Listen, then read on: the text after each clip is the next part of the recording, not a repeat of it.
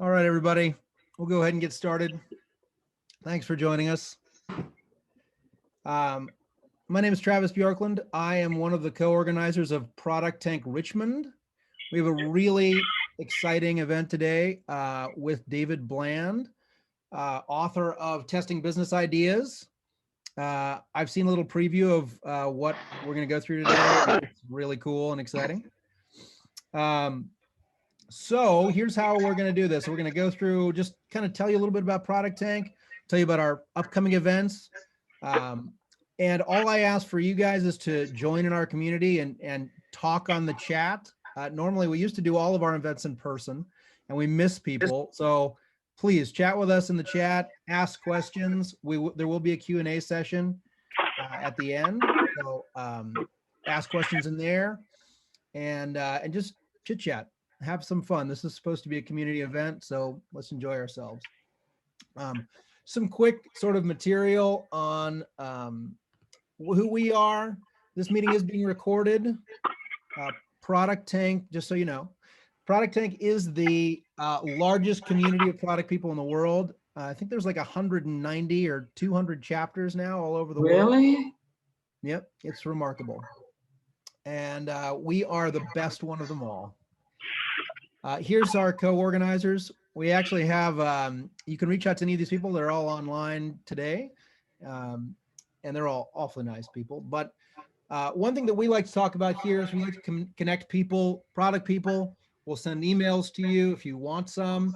We also like to connect people with jobs. So please reach out. We can, if you're someone on this call who's hiring, you can put it in the chat and we can, you can connect people that way. If you're someone who's looking for a job, you can reach out to the chat here.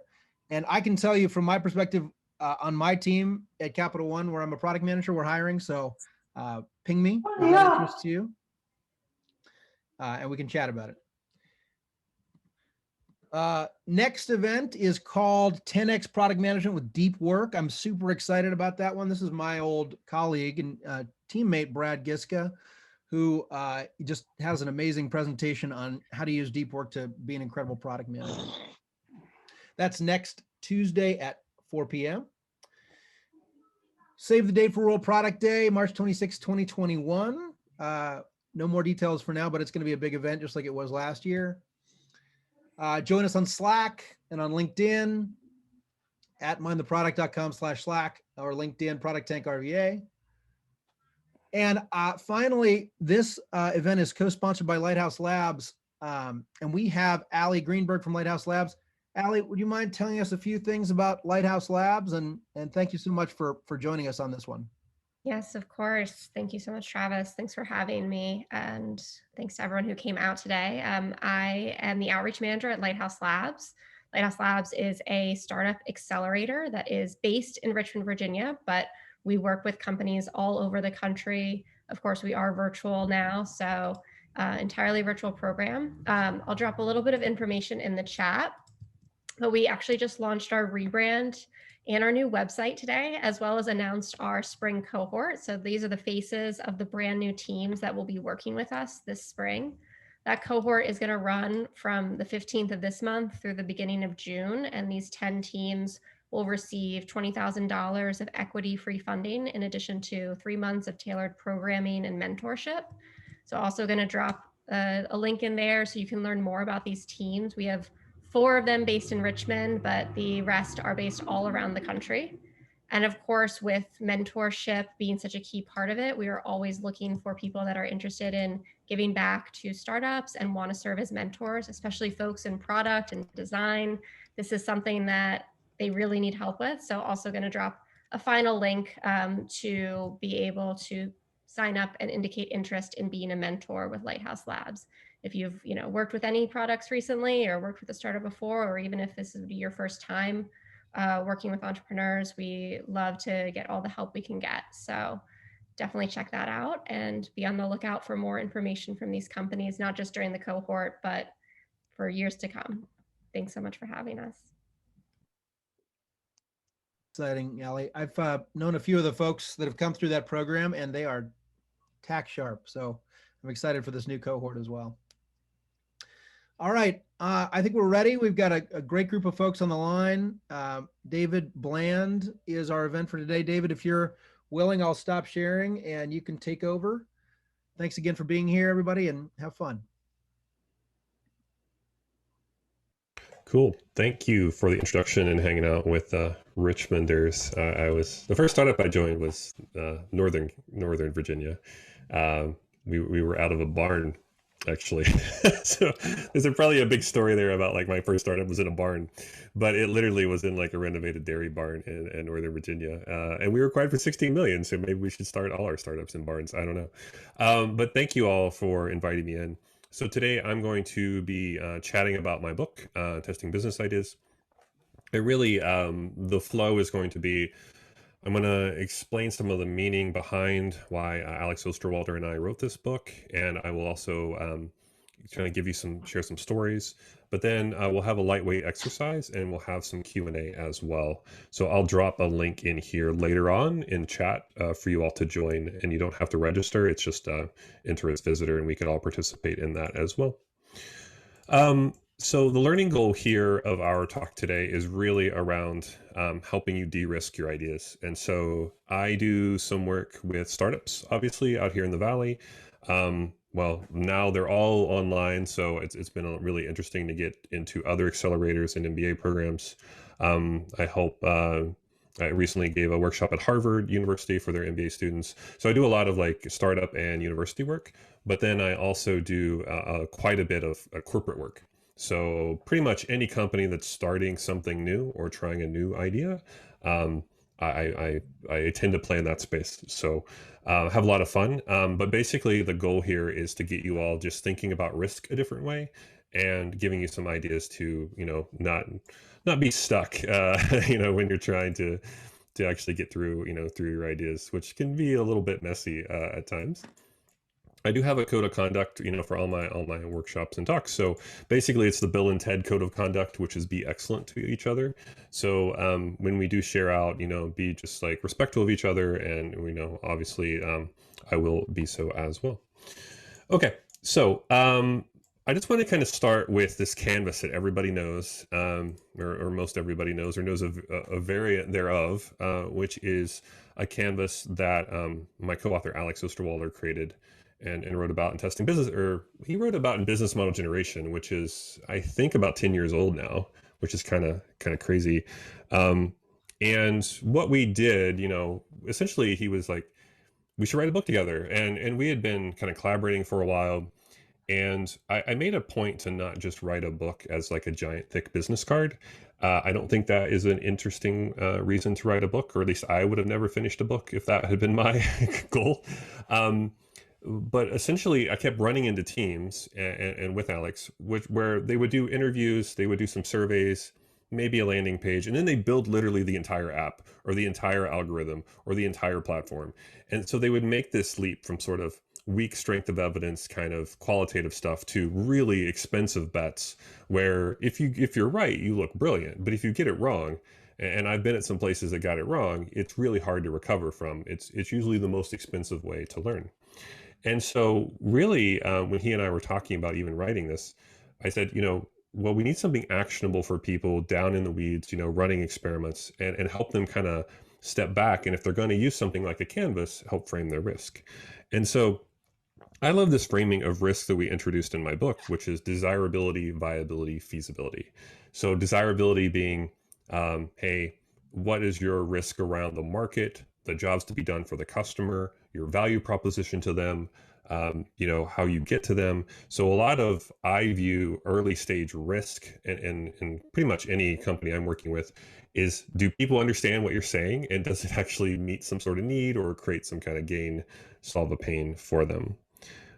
The next kind of risk is viability. And with viability, we're talking about more around the should we kind of do this question. Now, granted, you should have a moral compass and be have some ethical decision making, right, in your business. But from a viability financial point of view, can you balance the cost and the revenue? And that quite often, when I talk to startups, it's like, do you have a startup or a hobby? Quite often they have a hobby because they have no business model whatsoever. So being able to have your thing sustain. And then backstage is feasibility, which is a lot of the can we do it sort of questions. And I view that as, you know, your activities and your resources and your partners. It's usually a lot of technical feasibility, but please don't limit it to just that. I think this is where I skew a little away from IDEO, which I obviously take inspiration from with this framing and Larry Keeley's work at Doblin Group. But I think too often we're framing all our risk as technical risk. And I work in a lot of heavily regulated industries. And just because we technically can do it doesn't necessarily mean that we will be allowed to do it. So, you know, if I go into an emergency room and they want to connect everything to Internet of Things, there might be some patient privacy laws and some other things that would prevent you from doing that. So, you know, just be mindful that just because you can build it and technically it would work, it may not, from a feasibility perspective, work because of regulations, policies, other governance issues. And so we started layering this tool, this thinking on top of the tool. And quite often, you know, when I'm helping a team sketch out that risk, where it be a cross-functional team in a corporation or a startup, you know, going through an accelerator in the Valley who doesn't have fit at all yet, quite often I'm saying, okay, so who are, you know, your customer segments? So who are you building for? What are the sort of these jobs, pains, and gains that you are trying to dial into? Is there any observable evidence that there's something there that exists? Then I jump usually to value prop, and I may bounce between these. You know, I might sometimes start with value prop and customer. So, but these are usually 1 and 2, and the value prop being what is the perceived benefit of your product. And I think this is where people also trip up, is they put like all their features and on all their products in this middle column. And quite often you want to talk about what's the value of what you're doing and not just what are the products. Like my favorite is, you know, have these startups that go, well, we're going to VR for, you know, education. Well, VR is not necessarily your value proposition. You know, it's the benefit of using VR. And so be mindful of just how you're framing things. And quite often it's people don't care about your solution. They care about the problem it solves or the benefit they get out of it or the job they're trying to do. So think about the perceived benefit of your product, not or service, not just the actual product or service. And then, you know, how do you reach them? How do you distribute your product to them? So quite often, I think people underestimate how they get to their customers and being able to kind of reason through that. And then the hardest box out of the whole canvas, which is by far the customer relationships box. Don't be surprised if you struggle with this box. I feel like every team I work with struggles with this box. And why they struggle with it is because there's a lot of conflicting information out there online about how to use it. Luckily, I get to work with Alex, who literally created this tool. And we spent a week in Switzerland before the book of just how he actually created the tool with Eve. And it was a lot of, what's the nature of the relationship with the customer? So is it direct one-to-one? Is it personal? Is it more automated? Is it long-term? Is it short-term? And I think that framing is really hard for people to get their head around. But what I would challenge you is when you're thinking through, hey, what's the relationship we have with this customer? Be thinking about it is, oh, is it B2B direct one-on-one sort of with client management sort of person, or is it more automated? They just interact with a bot or a website and there's really not any, human sort of interaction whatsoever. So maybe that'll help you. Again, if you get stuck on that box, typically just keep going and come back to it later would be my advice. And then what kind of revenue streams are you generating? So you'll notice quite often when I'm starting sketching these out, it's a lot of desirability risk. And then we dip down into a little bit of feasibility or viability with, okay, how do your customers, generate revenue for you? And then backstage, quite often it's, what are the activities? So think key verbs. So activities as verbs, what are the key things you need to be doing? And then what are the resources you need? So think nouns, digital or physical. So do you need your brand or patents or some IP or a platform? Is there hardware involved? What are those resources? And then what does that cost?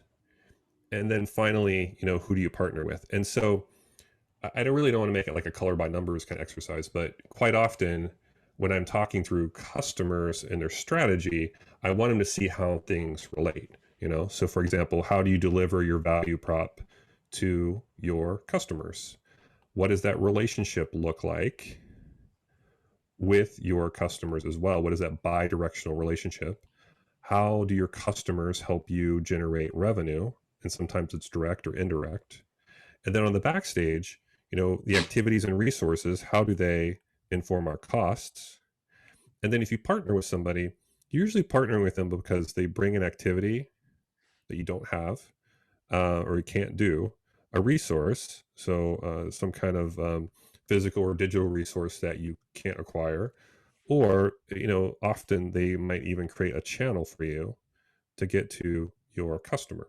And so what I think is still happening in the industry here is when I'm working with teams, they don't see the relationships of all this stuff, and then they treat everything like a checkbox, or like, yep, got a value prop, yep, got a customer, yep, have partners, like, but reality, that's not going to help you that much. I've, you know, I've seen this time and time again. What's really going to help you is understanding the relationships between the two, because quite often when I'm working with teams and we go in and experiment, we might unlock a completely new channel or a new revenue stream.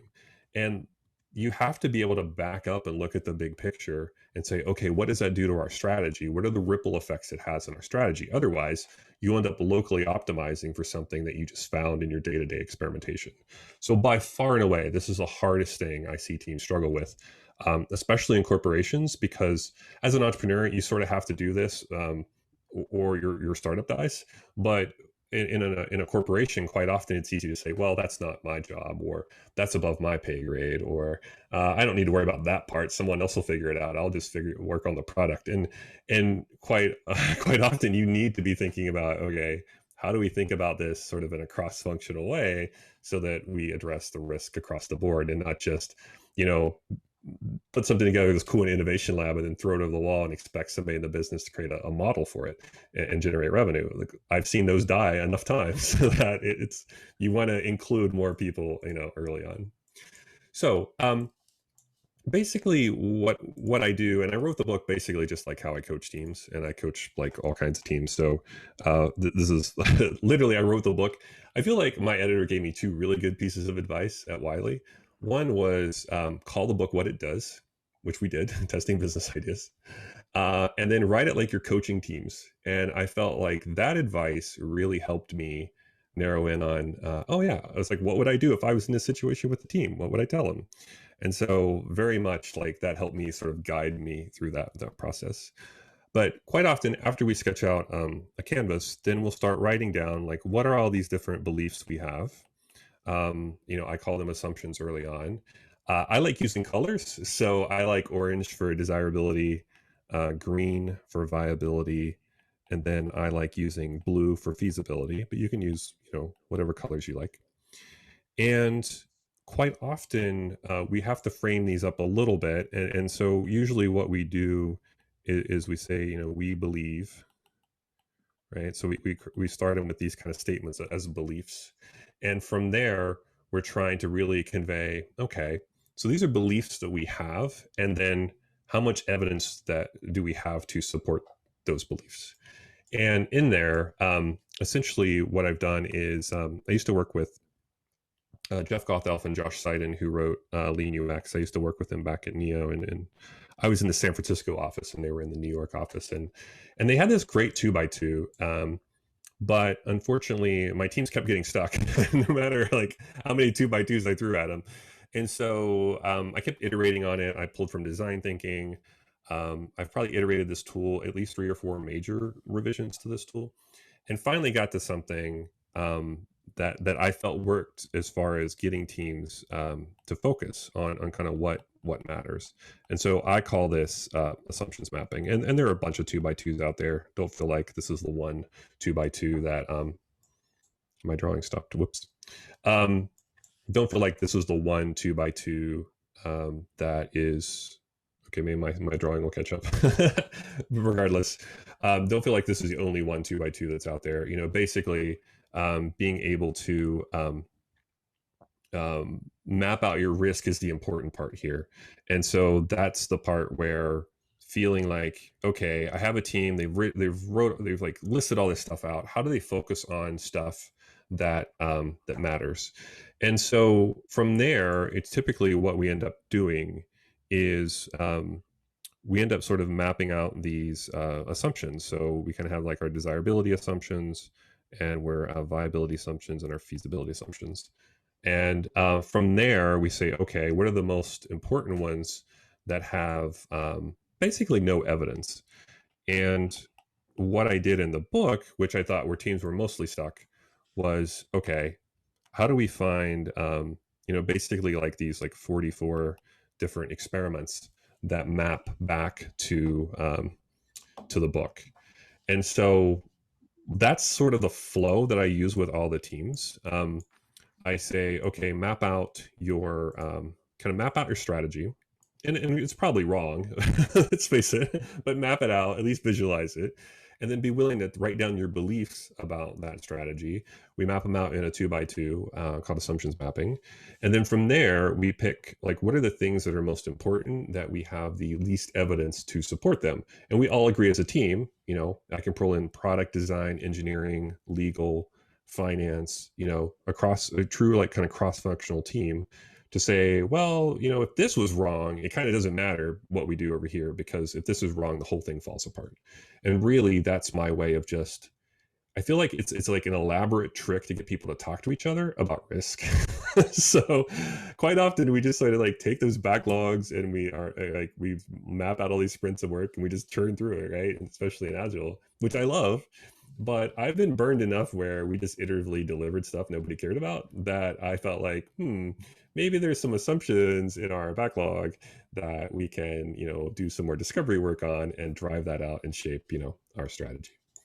And so one of these sort of ambitious efforts in the book, and I have to say it was quite ambitious, which was like applying a taxonomy basically to the entire thing. So we said, okay, let's map out our themes: desirability, feasibility, viability, for all the different experiments, like which one applies to which. And quite often there's one experiment that applies to all three. Sometimes they apply to two, sometimes it's one. And then how much do these cost? What's the setup time and runtime in general that we see? And then what is the evidence strength that that they throw off? And this is probably one part of the book that kind of throws people, because we do have our little like we have our we have our dots, but quite often people are trying to figure out, well, is this like what people say or what they do, or is it real world or lab setting, or is it they're giving up their email or they're giving up purchase information? All those things impact sort of your strength of evidence. So for example, this is where I would get sort of trying to navigate teams from, okay, you interviewed 5 customers and it's just what they said, and then we're going to build the entire thing. Like we need to get closer to what would they actually do, get them out of a lab setting, can we co-create with them? And basically I'm just trying to give people options to not get stuck and then feel like, well, I don't know what else to do, so I'm just going to build the whole thing. And that's sort of my like grounding premise here of, okay, so can we give people more options? And what we did is, again, based on teams I've coached, so there's really nothing in here I haven't seen or kind of used or been around, which is we framed them as discovery and validation, kind of pulling from Steve Blank's 4 Steps to the Epiphany. He frames things as customer discovery and customer validation, but and obviously he's been influential in my work. And Eric Ries, who wrote Lean Startup, who I've partnered with in the past at GE and other companies and Toyota, basically saying we want to go beyond just the customer here. We want to talk about overall risk. And so discovery and validation in regards to, discovery is more open-ended directional hypotheses. So your evidence is trying to go from none to some, like, hey, do we have any evidence at all that people have these jobs or pains or gains? Are they online searching for these problems? Is there anything we can do to co-create with them, or just like facilitate some exercises to see, is there anything there? And then validation is probably going to seem more, I would say, more familiar for you all that have experience with like Lean Startup and that kind of stuff. because quite often, we'll do stuff like a concierge, which is manually delivering the value without building anything, or we'll do like a single feature MVP. So think like Amazon's dash buttons, right, where you had a little button, you just press the Tide button that was supposedly on your washing machine, it would just give you more Tide. Like that was sort of a single feature test they were doing.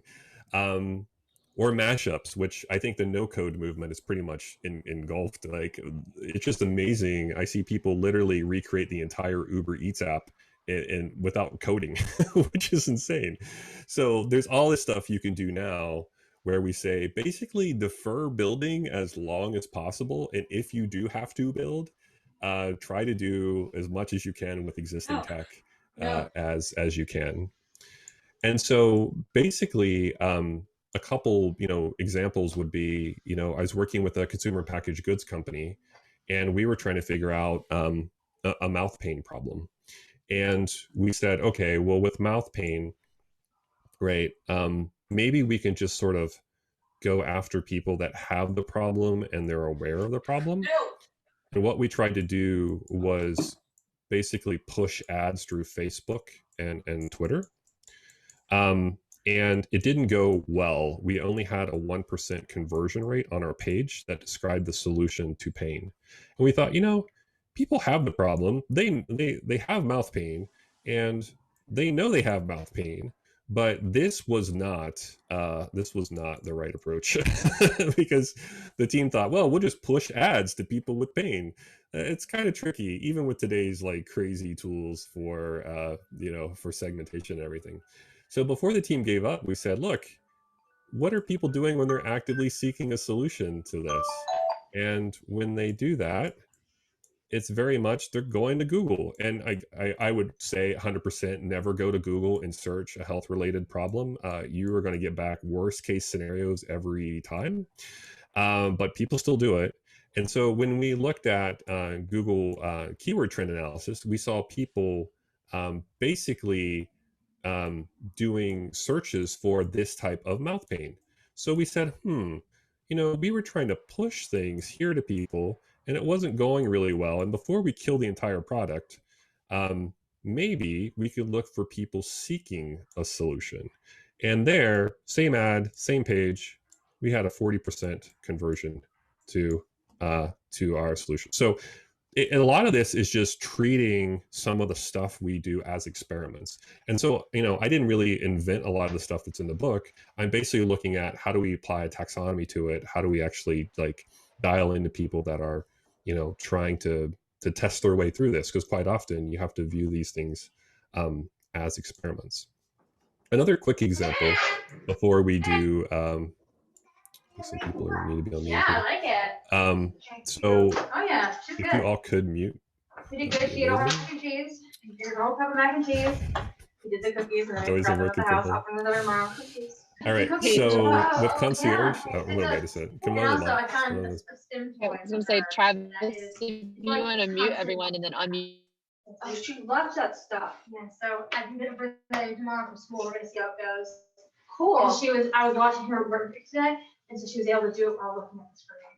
So here's to hoping that's a good stem toy. She can't draw and pay attention. So I was like, what can she do with her hands? Yeah, those are really good because she gets sensory. Yeah, I'll do that later.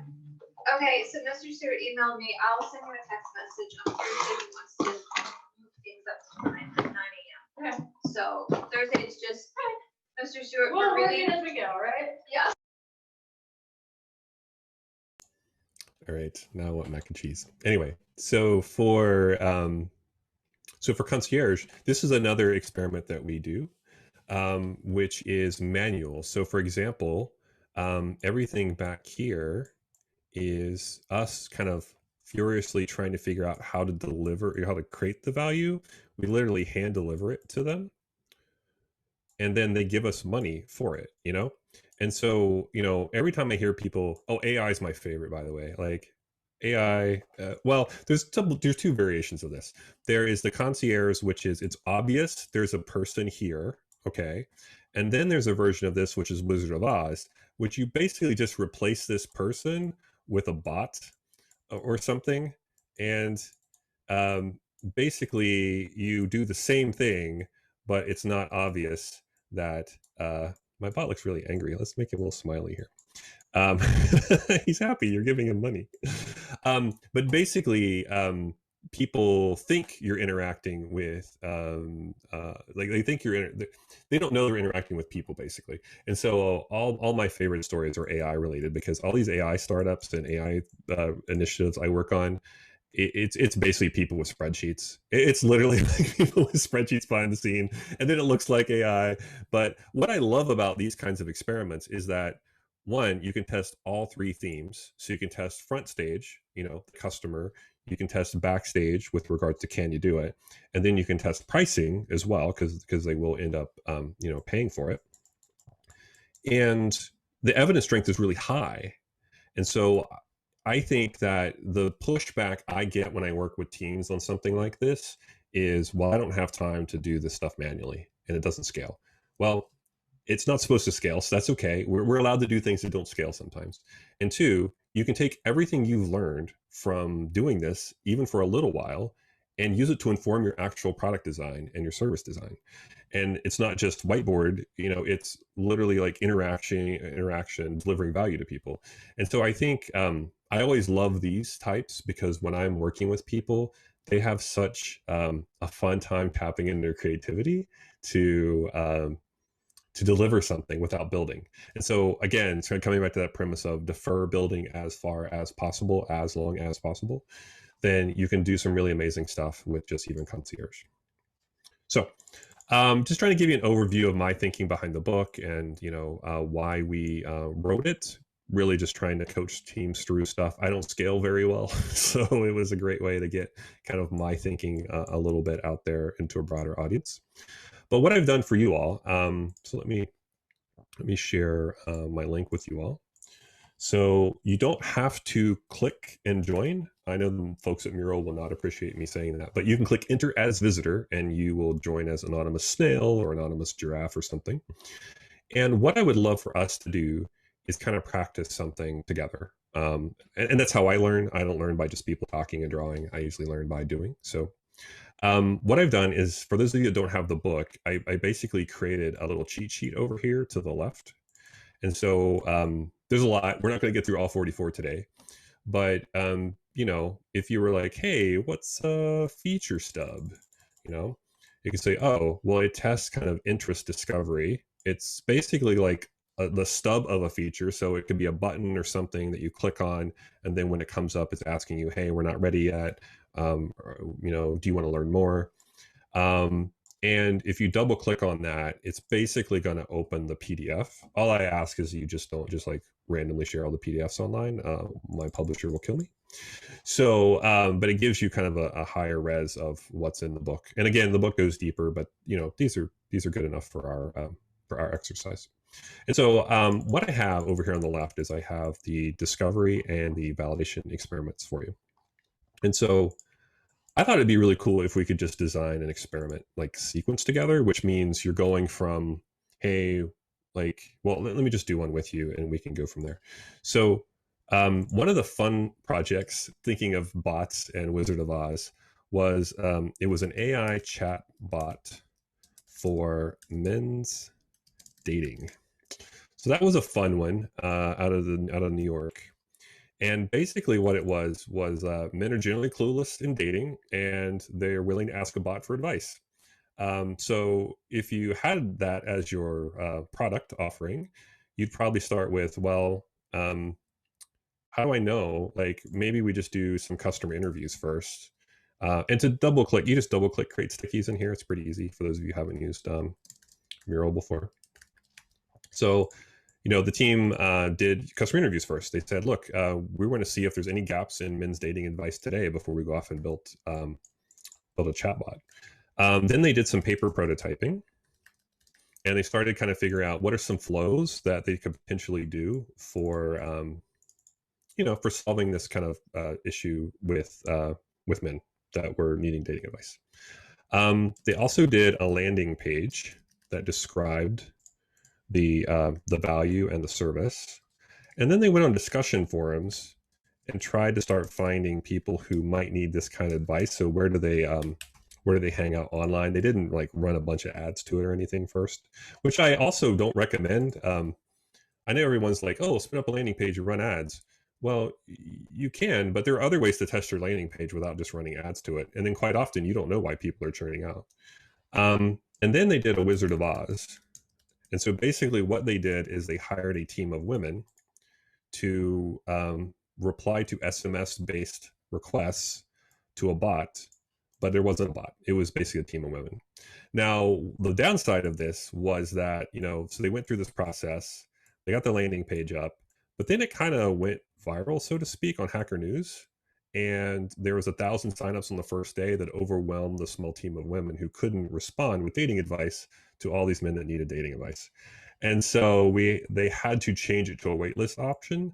I would say in hindsight, probably the waitlist option was the way to go from the beginning, but it was hard to anticipate the demand for such a bot. So desirability was really interesting for that. Viability, not so much. Not a lot of them were willing to pay to have a bot give them advice. And overall feasibility wasn't that hard because, you can just take all the requests that real people are texting you and use that to inform a bot. That wasn't really the hard part. It was the viability part. So there could have been an interesting maybe play there, but overall it was killed because it was not viable. But real example, I don't know if the case study's still up online, but it was pretty fun. It topped Product Hunt one day. It was a very interesting experiment, to say the least. But that's just one of the more fun ones. So what I would love for you to do is I'll set a timer up here for 5 minutes. And what I'd love for you all is, if you're willing to, think about something you're working on that has a high degree of uncertainty. Browse some of the experiments over here, or the test cards, and then just double click and create a few that you feel like, hey, this might help me go from no evidence to some, or from some evidence to more. And then we'll share out and do some Q&A. Okay. So I'm going to play some music maybe or something here for you all. The timer's up here at the top. And yeah, just have fun with this. Look at some of the experiments and try to create something you feel like, not just one experiment, but a few that you feel like could help you kind of de-risk something you're working on. All right, and go.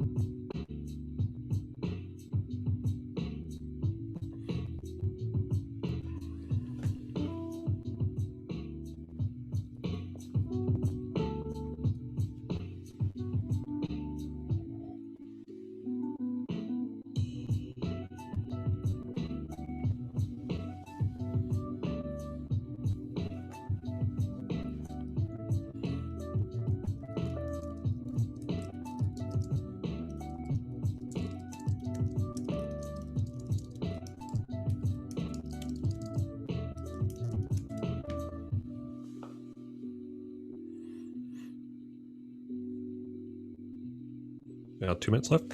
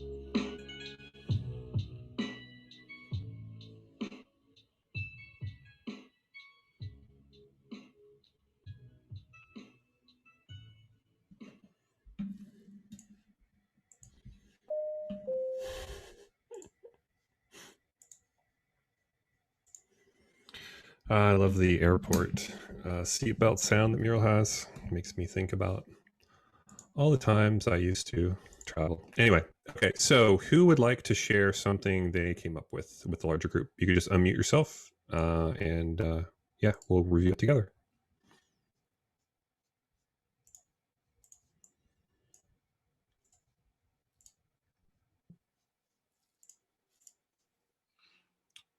I don't mind going first if no one else wants to.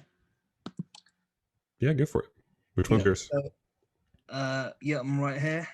The pink post-its. So I want to start a creative academy for young dropouts of school, and I feel like a day in the life experiment would be best because I'm trying to fill in the gaps as to where a lot of these kids are going to be dyslexic or have ADHD or like they're going to be from neurodiverse backgrounds. So I'm really trying to fill in the gaps as to where they have problems learning and where their behavioral problems come from. So a day in the life I feel like would be the best way to simulate that, or to really kind of model that whole structure of how to best avoid those problems and create solutions for those problems in advance. Interesting. Yeah. I mean, that's such a meaningful idea to work on. I've worked in the bullying space. I was working with a startup out here in the Bay Area outside San Francisco, and they were doing some of this work. They were also trying to do interviews, but this is hard to do interviews on too. So they were doing interviews of the parents. You know, some of these bullying situations end up dropping out or even worse. And, you know, it was a lot of value prop testing of, okay, what are the, well, in this case, we were focused on parents, but what were the sort of jobs, pains, and gains of the parents in the situation, of the teachers or the guidance counselors? There was a lot of really interesting qualitative stuff you can do. And kind of work your way to something of, okay, so how could you possibly solve for this with an academy? You know, like how would you explain the value prop of the academy? How would you get the word out? How would you create content around it? So yeah, I mean, so basically a day in the life, for those of you who don't know, a day in the life is very much like ethnographic research. It's a lot of observational research into it. That's where I got the idea from. Their case study in my book. Into it still, they call it Follow Me Home, but it's still very, it sounds kind of creepy, but I mean, it's very like Today's framing, it sounds kind of creepy. Follow me home with permission, I would probably add now. But they still do all this training with Intuit when you come on board as an employee about how to basically observe, and not influence per se, just take really detailed notes that you can use to help inform a possible solution. So yeah, pretty cool. So thank you for sharing that, Monty. Thank you. Yeah, so I think you all are getting the hang of this. basically the point of doing a little more than just one is really you're trying to take what you've learned from one and spinning it into the next one. And it's not, and it looks linear here, but quite often, teams I work with, we'll do interviews and they'll go horribly wrong, and then we'll have to come back to our value prop, or we'll do interviews and then some paper prototyping. But when we get the clickable one, things go off the rails and we have to back up. It's as with anything iterative, quite often, you have to kind of iterate your way through the problem space and the solution space. But for teams I'm working with that are already kind of getting agile, this powers a lot of their discovery work. So think of the same, kind of framing of Marty Kagan with discovery and delivery, and Jeff Patton, Teresa Torres, Melissa Perry. A lot of this kind of dovetails really nicely into a lot of the stuff that ProductTank anyway. When I do keynotes at Mind the Product, well, before pandemic keynotes anyway, all the people on stage around me, where we're talking similar stuff. It's amazing how the language of experimentation has permeated product, and I'm very hopeful by this. Even if like the lean startup brand doesn't live on, I'm very hopeful of the language that I'm hearing in the product community around, especially product tankers and Mind the Product folks, of, hey, what's your hypothesis? How would you go test that? Okay, what did you learn from that? What do you want to try next? Like, it's really promising for me to hear that kind of language. So at the bottom here, there's a little bit about me. If you're just interested, there's my email if you want to reach out, and I'll open it up to any questions. I have not been following chat, so if you have any questions, Travis, if you want to help facilitate that, and I can hang out for a few minutes longer. Yeah, I'd love that. I did see some questions in the chat, but if anybody wants to kind of bring it back up to the front, I'll grab one from a little bit earlier in the day. Let's see. So David says, how do you validate if it is viable to even start an idea? Revenue doesn't come from day zero. Also, in the middle of your journey, how do you decide if you should continue or not? If you interview people all as roses, you make them pay the reaction is not always the same, but you don't want it from the beginning. I'm not sure what the question is there, to be honest with you. Let's see. We've got a new one. Maybe I can add some context. So. Oh, sure. Yeah. Thanks, Travis. So the first question is, okay, the ideas are many. You can do a lot of experiments, but how can you validate from the beginning, at least from the beginning-ish, if your idea is viable or not? What is your decision criteria? Because revenue and money, ultimate point, may have other measures, but at the end of the day, you want to have something that is economically viable. How do you, what is your personal criteria to decide, should I keep going, or should I wait a bit more, or should I kill it? Yeah, I get this question a lot with regards to how do I know when to pivot, persevere, or kill an opportunity. And the way I approach it, and again, you probably get conflicting responses to this depending on what experts you ask, but I tend to work for about 12 weeks on an opportunity before I make any major decisions to it. And so that might sound kind of antithetical to agile and lean, but quite often I don't want teams getting too excited or too depressed after the first experiment. As like with the mouth paint example, that thing went on to be successful and we almost killed it because we were just using the wrong acquisition channels. So if you think about, hey, I'm doing about an experiment a week for 12 weeks, then there's a good chance you can work through a lot of desirability risk in those 12 weeks and some of your viability risk.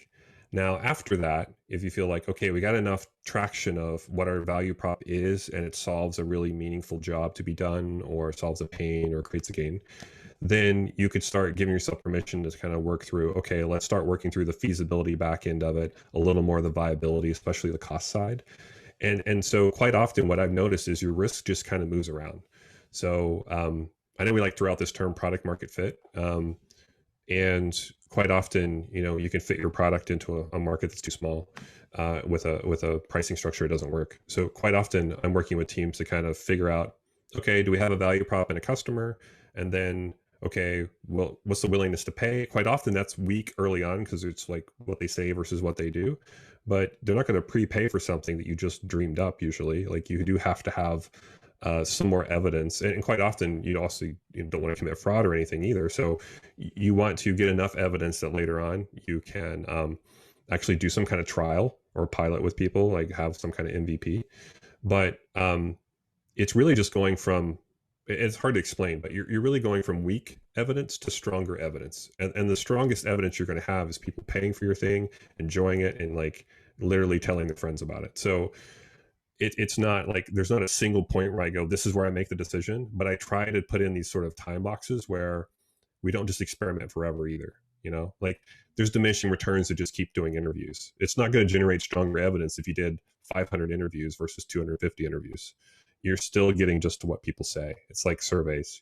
You get some information there, but you're not going to get more stronger evidence you're on the right track by just running more surveys. So the way my style is I try to help teams go from, okay, let's get to stronger and stronger evidence over time, and then okay, this is something we should really invest in. And when I work with corporations, that often looks like metered funding. So that's kind of in the back of the book. But when I worked with Eric Ries at companies like GE, and then there's like City Ventures and some other companies doing this now, where when you come in, basically my teams present, here are the hypotheses we tested, here's the evidence we have, here is basically what our recommendation is and our request for funding. And sometimes it's also to kill it. And then that committee has to really like reason through, leading with questions on, okay, do we want to fund the next round of experiments for this opportunity? So I typically work on new stuff, but I find that helps with the decision making, because it ties it to funding decisions versus like this really subjective, well, we interviewed 5 people, that should be enough. Like I want to, it's crazy. We all talk about science, but this is more like a social science. It's about calibrating confidence in your team and knowing you're on the right track. And so, funding decisions, time boxing to 12 weeks, that kind of stuff helps me as far as, decision making, if that helps. Yeah, sure. That was great. The other comment that I have is related with customer bias.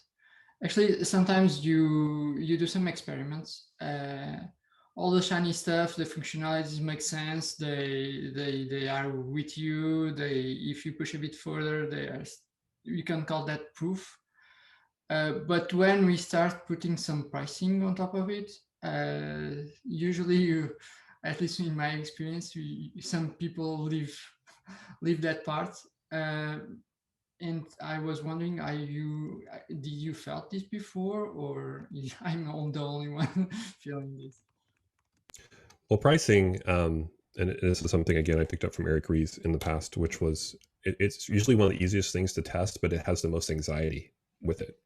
And so there are a couple of techniques I use. I use anchor pricing, which is, if you've done your homework and you know what people are trying to do to solve this problem, you can kind of back your way into back of the napkin math of what does that equal as far as time and effort and money. And then you can anchor your price against that. Another thing I like is not just asking people what they would pay, because that is usually a really terrible question to ask, because people have a really weird framing of what they would pay for something. You can do something like, what's the most you would pay, which will get a little better evidence. You could kind of do some facilitative exercise. I like Luke Homan's innovation games. So I do a lot of like prioritization exercises and co-creation exercises with people to get a feel for a little more evidence. But eventually you want to work yourself to something like, a crowdfunding campaign, if you're really concerned you need evidence, or some kind of mock sale, or a pre-sale or something. But those are all usually later down the journey. I don't, even though I have business model mapped out, I don't test pricing right away, because quite often you can kind of work through pricing and find something. It's usually the value prop and the customer where a lot of your risk is, and then can you actually do this? So that might sound kind of confusing, but sketch out your business model, try to generate more evidence over time, And then some of these experiments I have in the book should help you kind of suss out what would they really pay. So like one of the case studies I have is people were doing letter of intent. It was a B2B startup, and people would say, I'll buy 50 of these. And then they said, that's great. Can we write a letter of intent together? They wrote 25. And they're like, wait, you just said 50, but you wrote 25. And it was because they said, well, let's just go with 25 for now.